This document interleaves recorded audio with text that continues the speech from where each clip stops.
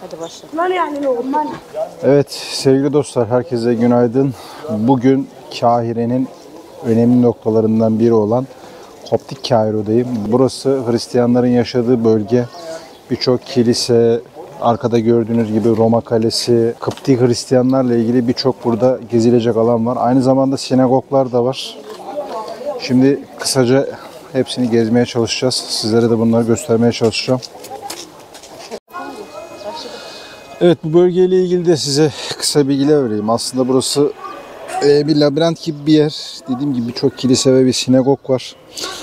6. yüzyıl öncesinde Babiller tarafından kurulmuş kale içinde kalan Kıpti bölgesi.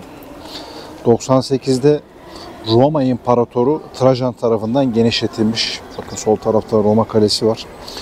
Bu bölgeye az önce de gösterdim, Margirgis olarak bilinen Aziz George'dan geliyor. Ona adanmış kiliselerden ibaret. Aslen bu Türkiye'li olduğu da söyleniyor. Yani Türkiye'li derken Türkiye'de bizim bulunduğumuz coğrafyada doğduğu da söyleniyor. 280'de bugünkü Kapadokya'da doğuyor. Hristiyan bir babası var. Romalı bir subay. Annesi de Suriyeli. 20'li yaşlarda bu arkadaş Roma ordusuna katılıyor. Henüz Hristiyanlara tabi zulüm başlamamış. Sonra Hristiyanlara karşı baskı ve zulüm başlıyor. Yani rivayetlere göre 7 yıl falan işkencede kalıyor bu Margirgis. 3 kez ölüyor ve 2 kez diriliyor. Yani inanış böyle. Neticede Margirgis 1 Mayıs 307'de Nikomedia'da İmparator Diklatörnüs'ün emriyle tamamen idam ediliyor. Yani bu çok önemli bir kişi. Birçok kişinin de burada Hristiyan olmasına çok etkili olmuş. Önemli bir aziz. Yani sadece Kıptilerde değil, tüm dünyada önemli aslında. İngiltere'de de koruyucu aziz olduğu biliniyor. Burası Aziz Virgin Mary's Church. Yani burası Hanging Church olarak da biliniyor. Yani asılı kilise. Bu ana cephede Arapça ve Kıpti, bazılarına göre de 7, bazılarına göre 9. yüzyıldan var. Buraya sarkan, yani Hanging Kilise denilmesinin sebebi Babil Roma su kapısının üstünde asılıymış bir dönemler bu kilise. İçeride 3 tane varilli büyük tonoz var. Ahşap çatı koridorları var. Yani ters dönmüş bir sanduka gibi duruyor. İçeride 13 tane sütun var. Bu 13 sütun Hazreti İsa ve 13 havarisini temsil ediyormuş. 19. yüzyıldan 2 tane çan kulesi var. Kilisede benim bildiğim 110 tane ikona var içeride. Aziz George'un yaşamı, işkenceleri, hayatı, Bakire Meryem vesaire gibi birçok konu burada tasvir edilmiş.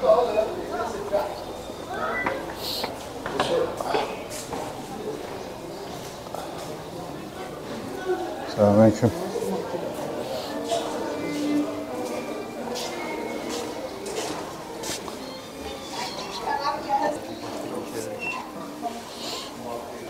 Gavur her yerde gavur ya.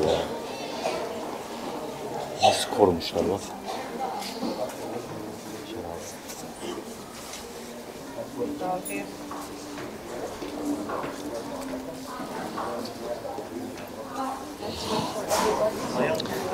Kilise karşı tarafta. Dediğim gibi burası asılı kilise olarak biliniyor. Hanging Church. Giriş ücretsiz. Hemen ana giriş avluda birçok mozaik sahneler var. Bu mozaik sahnelerde Hazreti İsa, Hazreti Meryem,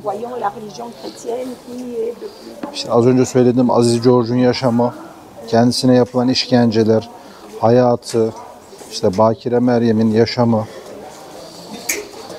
vesaire gibi ikonalar ve tasvirler var mozaikten. Özellikle bu kilise çok başarılı. Geldiğiniz zaman buraya girmenizi tavsiye ederim.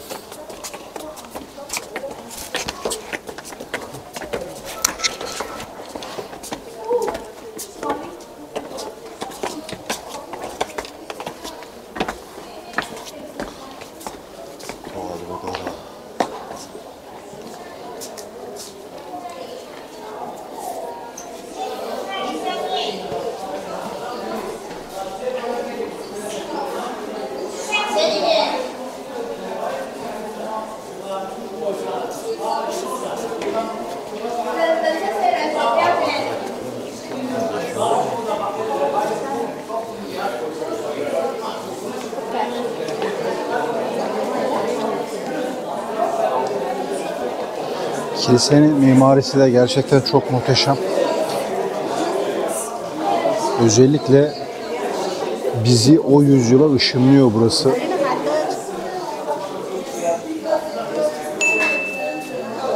Mısır'da Hristiyanlara Kıpti deniliyor.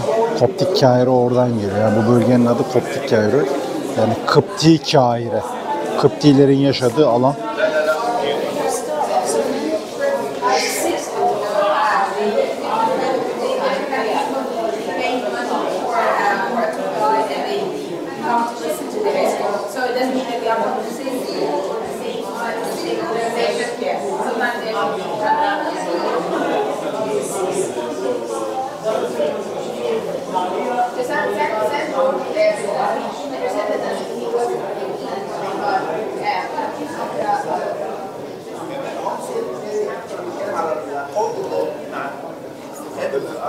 Burada toplamda 13 tane sütun var. Bu Hazreti İsa dahil artı 12 havarisini temsil ediyor.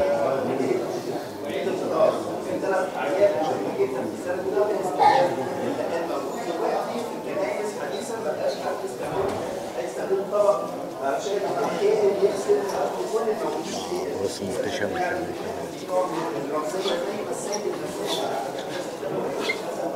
Bakın burası asılı kilise denmesinin gösteren alt kısmı. Yani az önce anlatmıştım. Bu Babil Roma döneminde su kapısının üstünde asılıymış burası. Aslında ki buradaki cam levhayı bundan dolayı buraya koymuşlar.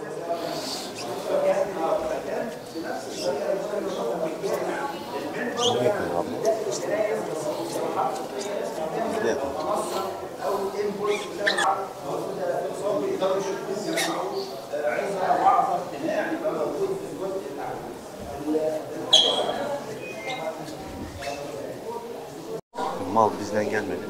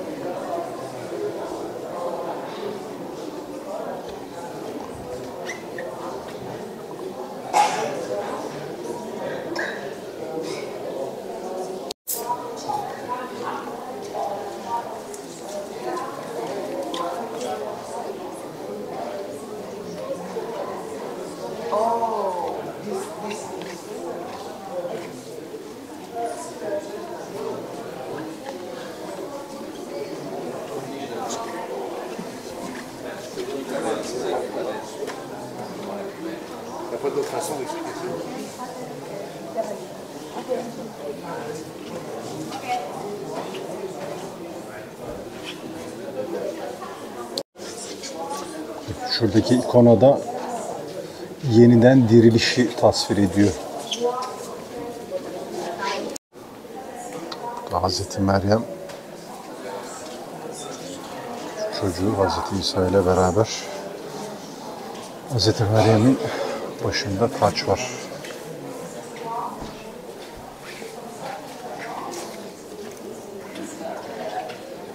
Burada azizler var. Sen Merkurius, Aziz Merkurius, Theodore, Aziz Victor, Aziz James,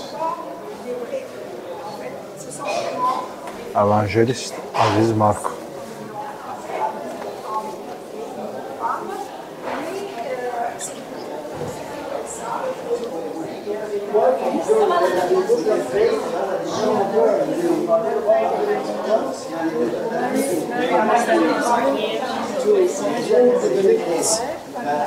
To make it stronger, to make it harder. That's why they make it this way. If you'd like to look how this look like from here, you can go to have a look through the window and take photos. Bakın aşağıdaki su deposu hala görünebiliyor su için kullanılan.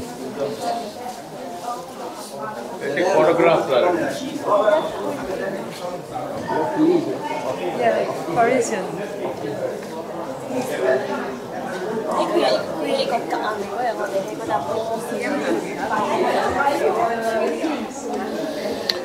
Burada hala birçok Aziz'e ait ikonalar var.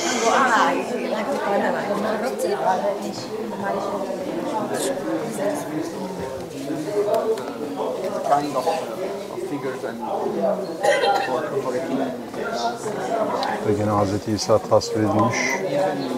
Simon Fraser'ın evinde diyor. Simon Fraser kim? Ben de bilmiyorum. Hiçbir fikrim yok.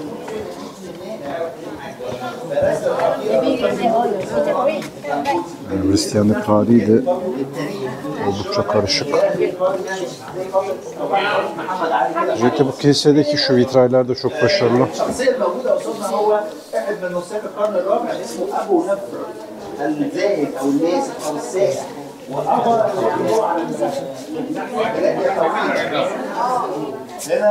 هو كان عايش من فتره طويله جدا عابس زاهد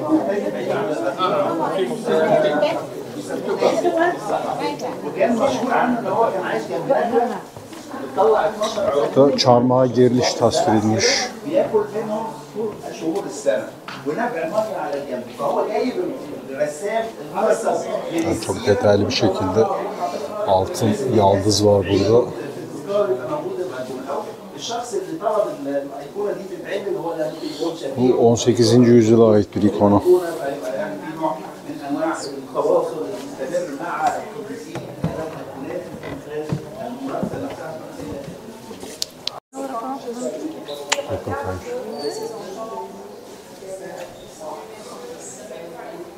Nous avons, même sur les bancs que vous avez, vous trouvez par exemple les feuilles de vigne, bien sûr, le raisin, et vous voyez le poisson. Le poisson, c'est ça ce qui est à la fois, alors dans la langue grecque. لا ما هو ده الصورة دي بعدها صورة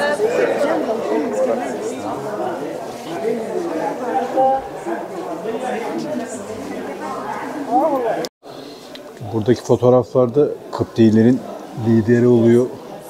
Sol taraftaki El Nasır diye biliyorum. Hemen yanında Nasır'dan sonra gelen Sedat. Şurada Sisi var. Kıptilerin lideriyle görüşüyor. Abdülfettah Sisi. Şu General Tantavi bu devrim sırasında kısa süreliğine devlet başkanlığı yaptı.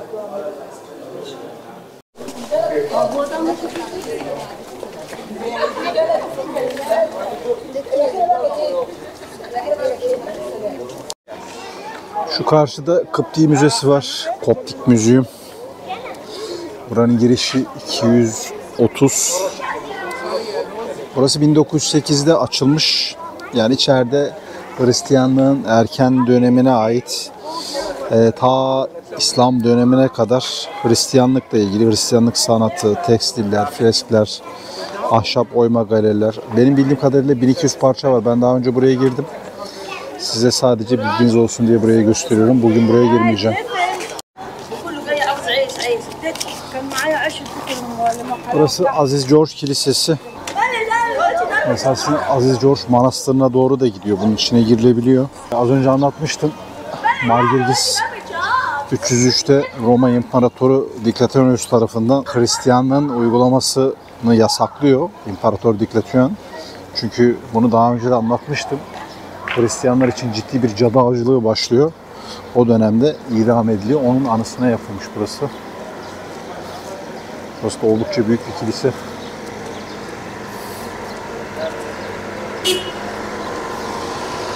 Welcome, sir.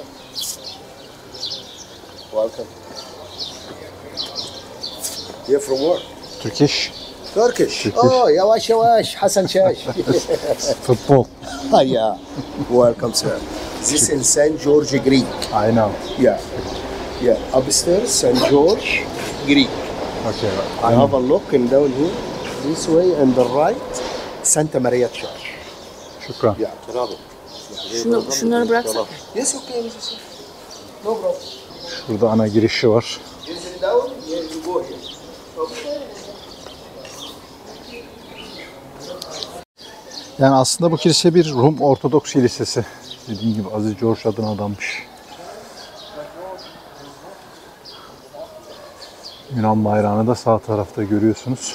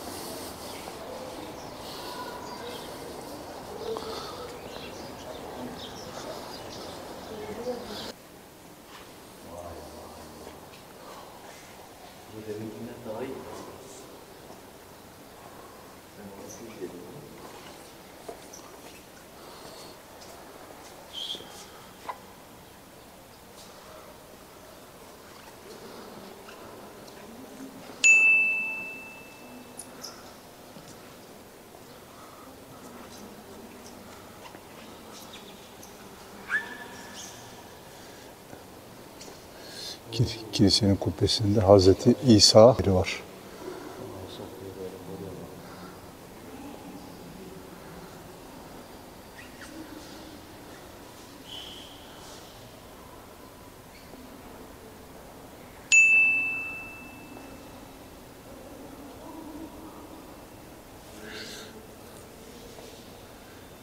Bunlar Roma tipi kirint denilen sütun tiplerine benziyor.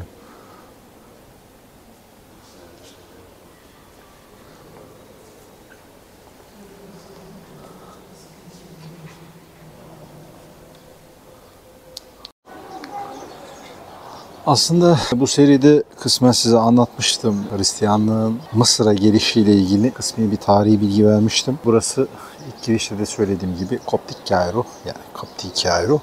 Aslında Hristiyanlar 10. yüzyılda geldiklerinde ilk olarak burada toplanıyorlar. Yani yerleşim alanı burası oluyor. Dönemden bu zamana kadar burası işte Koptik Kairo olarak biliniyor.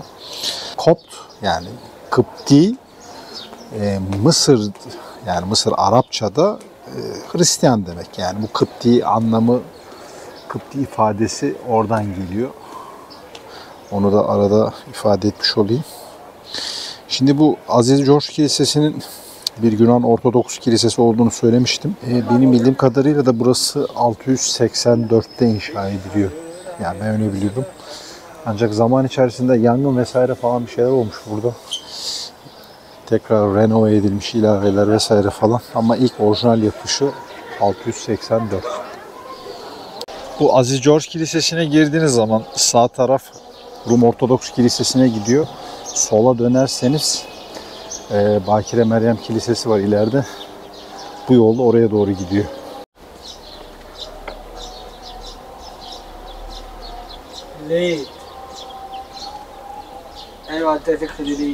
Sağ taraf kilisenin mezarlığı.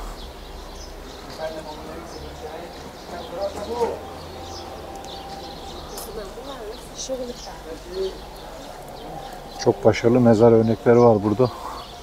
Antik Yunan tapınakları gibi.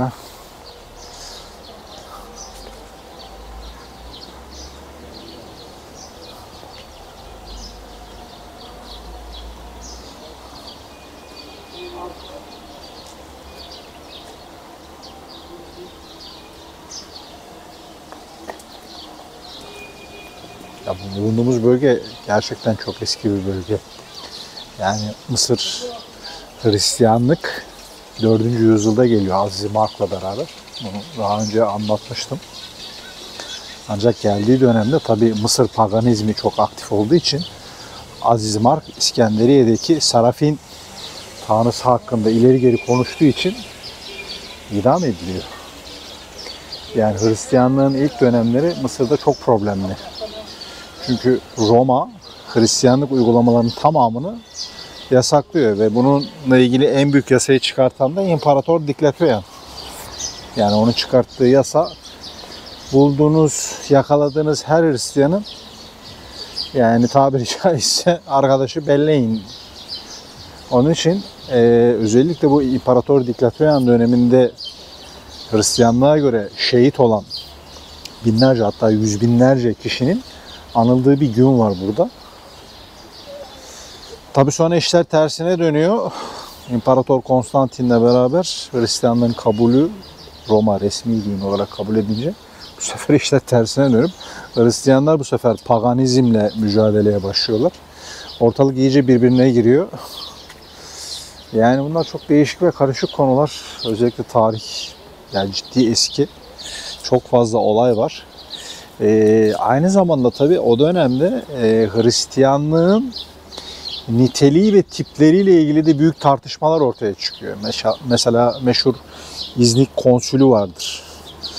İşte bütün papazlar, ağalar, sağdan soldan gelen önemli dünya adamları toplanıp bu Hazreti İsa'nın testis meselesini ciddi olarak tartışıyorlar. Mesela Mısırlılar paganizmden geldikleri için baba, oğul, kutsal ruh, yani Hazreti İsa'nın aynı zamanda tanrısal bir varlık olduğunu kısmında birçok itirazları oluyor. Yani bunun putperestlikle ilişkilendiriyorlar vesaire falan filan. Bununla ilgili birçok konsül kuruluyor. Yani birçok arkadaş bir araya geliyor. Çok uzun tartışmalar yapıp bu meseleyi konuşuyorlar. Dediğim gibi bunların en meşhurlarından bir tanesi bizim Türkiye'deki İznik konsülüdür. Burada işte bu baba, oğul, kutsal ruh öyle miydi, böyle miydi, öyle mi olması lazım?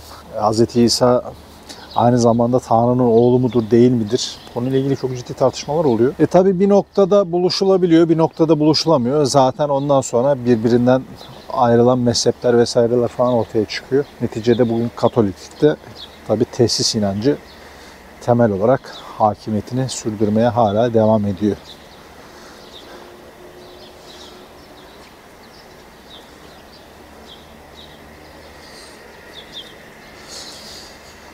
Benim çok ciddi bir mezarlık merakım var. Gittiğim her ülkede mezarlıkları ziyaret ederim. Çünkü mezarlar bulunduğunuz toplumla ilgili size çok fazla bilgi ve fikir verir. Mesela buradaki mezarlara baktığınız zaman aslında insanların ölümden sonraki yaşam, ahiretle ilgili beklentileri ve dünyaya bıraktıkları varlık, kendilerini ifade eden buradaki anıt mezarları görüyorsunuz. Mesela Suud'a gittiğinizde Medine'deki Cennetül Baki dümdüz toprak arazi. Hiçbir şey yok. Suud ve Habilik anlayışına göre Selefizm var işin kökeninde. Aslında mezarlar hiçbir şekilde herhangi bir obje, onu ifade eden bir niteliğe sahip olmaması gerekiyor. Çünkü bunu putperestlikle ilişkilendiriyorlar. Bakın Yunanca ifadeler var sağda.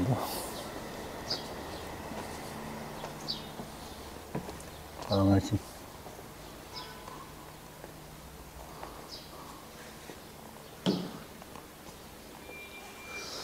Bu kilisenin de en önemli görülmesi gereken objeleri işte bu gördüğünüz yağlı boya resimler.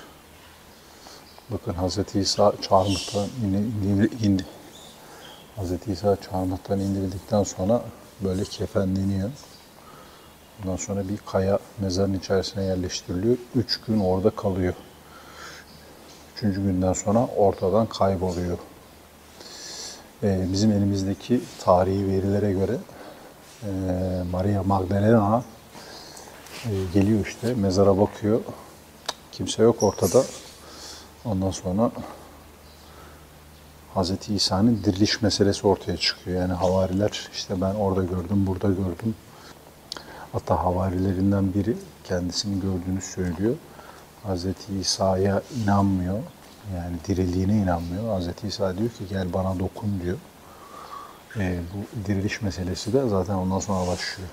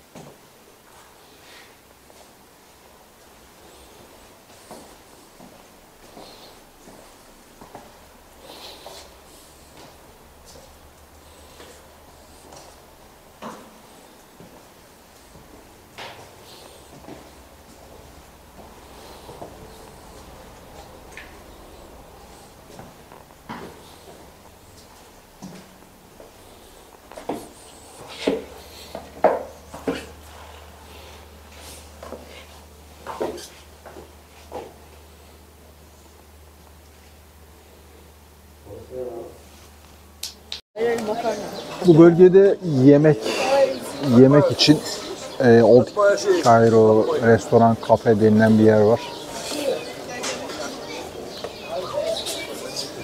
Buranın yorumları iyi gibi. Ben burayı tercih ettim. Fiyatlar tabii normal bizim bulunduğumuz bölgeye göre biraz fazla. Ancak buradaki iyi seçeneklerden bir tanesi. Buranın da bilgisini vermiş olayım. Menüler böyle. Soğuk mesela kola 50, Sprite 50, salata 40, falafel sandviç 85, bu havavşi kıymalı pide 150, chicken burger 100, köfte 150, şiş kebap 160, bean fasulye yani full 85, köfte 150, şavarma 175, menü ama bu. Kuşari var.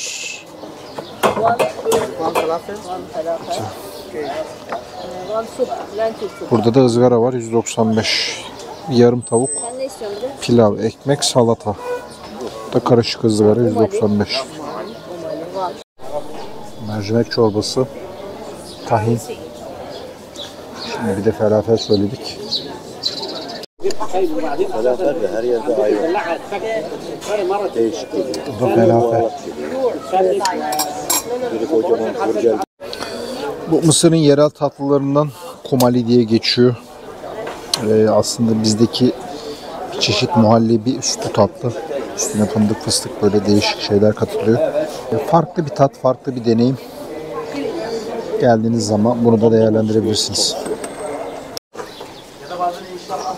Bu bizim şey böyle. Bakarız.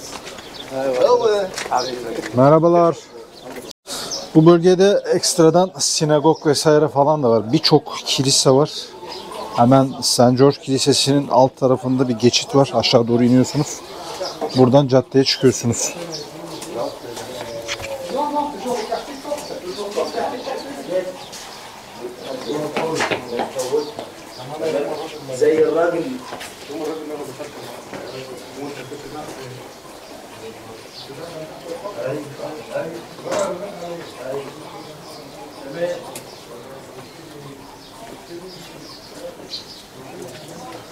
Çok alışveriş noktası var gene yol boyunca. Mısır tarihiyle ilgili kitaplar var. Tutankamon. Arapça kitaplar var, İngilizce kitaplar var.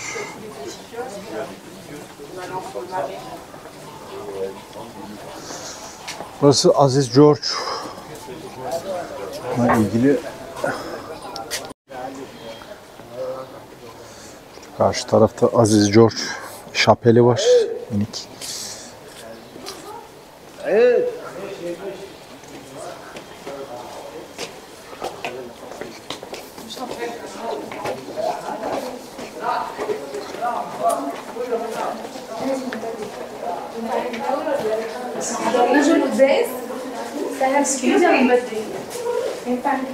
Excuse me? Can you come over here, please? Can you come 1 second? Just 1 second, yeah.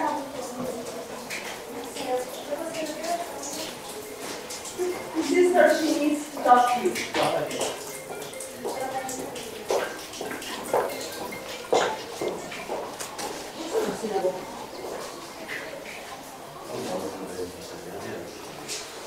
Burası aslında Aziz George Katedrali'nin en antik noktalarından biri olarak biliniyor. Yani en azından ben öyle biliyorum.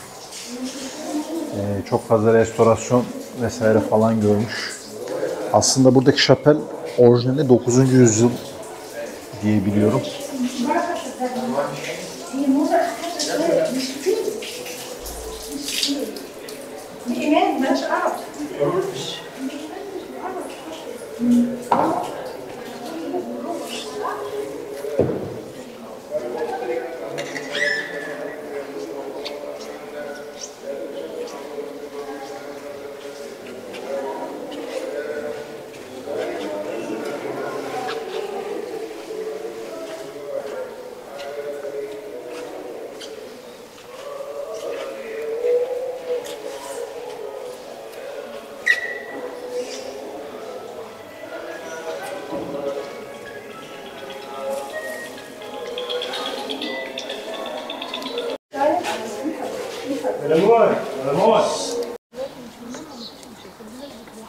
انا عمي راح السنه اللي فاتت بس راح النادي مش بيرضوا مش النادي ما كان حرام يا اخي.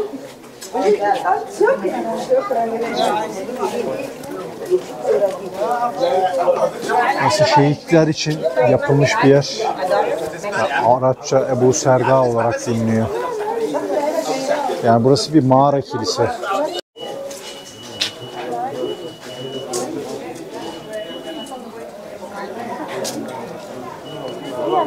الحوش المولين فيه هم مش مناي شوفهم غلط كفايه غلط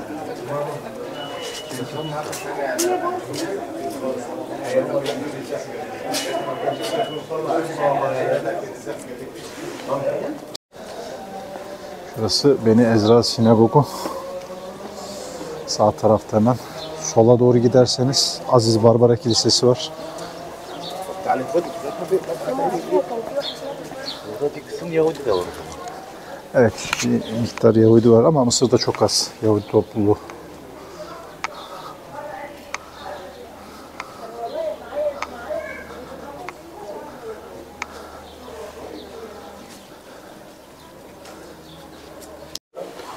Burası Beni Ezra Sinagogu, yani Mısır'daki Yahudi topluluğuna ait bir yer. Burası bildiğim kadarıyla 9. yüzyıldan kalma 4. yüzyıldaki bir Hristiyan yapının işte kalıntılarının üzerine oturuyor yani şu anki yapı.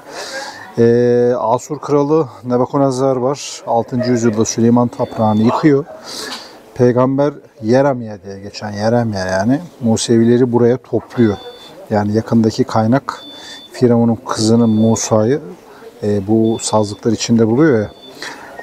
Hazreti Meryem İsa'yı yıkamak için buradan su çekiyor. Yani bu buranın önemli noktalarından bir tanesi bu. 12. yüzyılda Haham İbrahim Ben Azra tarafından burası restore ediliyor. Yani Ben Azra da oradan geliyor. 1890'larda yine burada bir çalışma yapılıyor. 250 binden fazla tarihi doküman bulunmuş, açığa çıkartılmış. Burası bir sinagog. Tarihi hikayesi de böyle.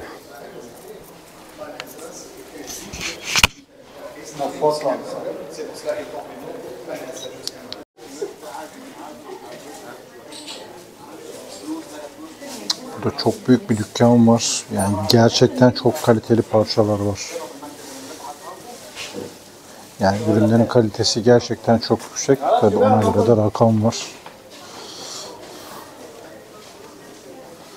Yani inanılmaz bir koleksiyon var burada. Bu alan çok büyük.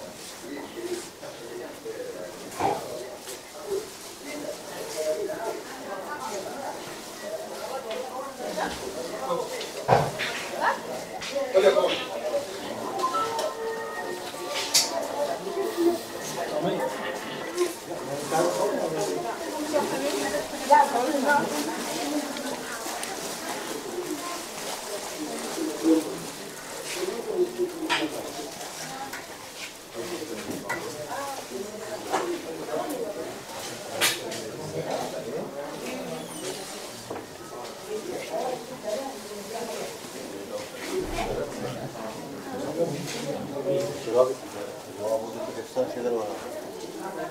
Ama fiyatlarını sormamız lazım.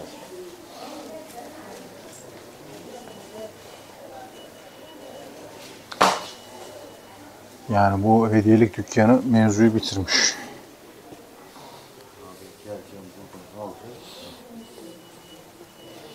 Burada at arabası var abi. Senin o gördüğünü tutuyor.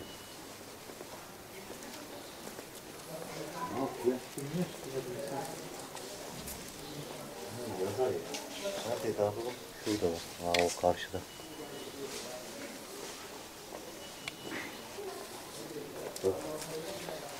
Bu da çok güzelmiş.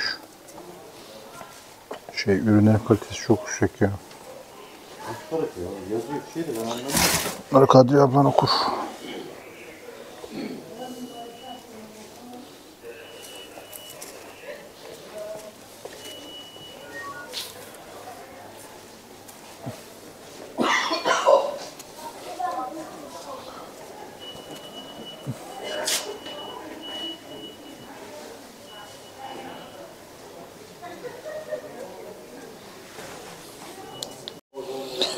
Mesela bu at, bunun fiyatını sordum.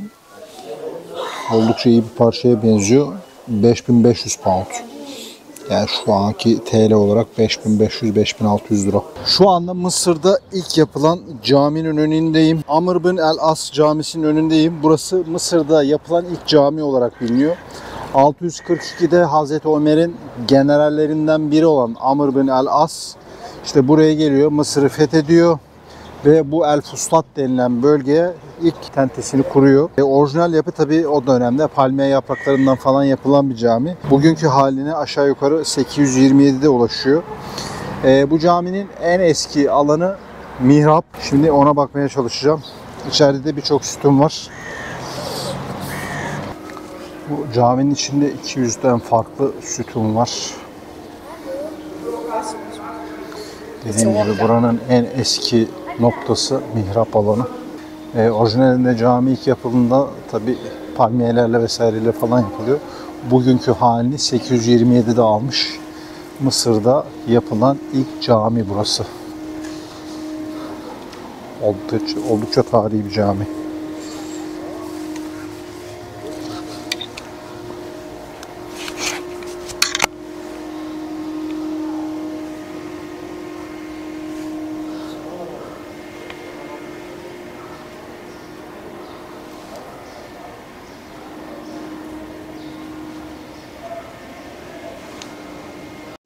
Bu caminin en eski kalıntılarından bir tanesi bu mihrap alanı. Tabi 827'de bu halini almış ama tabi zamanla birçok restorasyon, ilave eklemeler vesaire falan var. Bu caminin en eski kalıntısı bu gördüğünüz mihrap. En tarihi noktası. Baktığınızda zaten bunu hissedebiliyorsunuz burada. Umarım adam anlamıştır. Adamda İngilizce sıfır. Tutukçular, keyif kısası. Değil mi? Evet, Mısır'da da rikşaya binmedik demiyoruz. Hindistan'da rikşa çok fazla. Mısır'da sayısı çok fazla değil ama Mısır'da da bir tuk-tuk ve rikşa deneyimi yaşamak güzel bir duygu. Buradaki vereceğim önemli bilgilerden bir tanesi de gideceğiniz yerle ilgili önce bir kafanızda rakam tahmini olsun. Mesela bunu Kerim ve Uber'den bakabilirsiniz. Yani tahmini fiyat üzerinden pazarlık yaparsınız.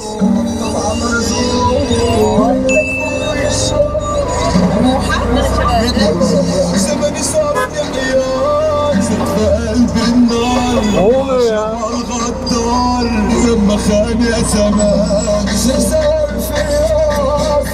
عشنا خلاص ما فيش خلاص نبقى متحسن نفسي بعد منها كله كان مش عايش حياتي واسترام فاسد وسطي كوعاش مرحمة وسطي وانا اللي عندي بالنهار مش عاجبكوا اشارتكوا خلاص صاروا يا عم كنت مليار انا كان من عندنا ليه حب مين يا كحول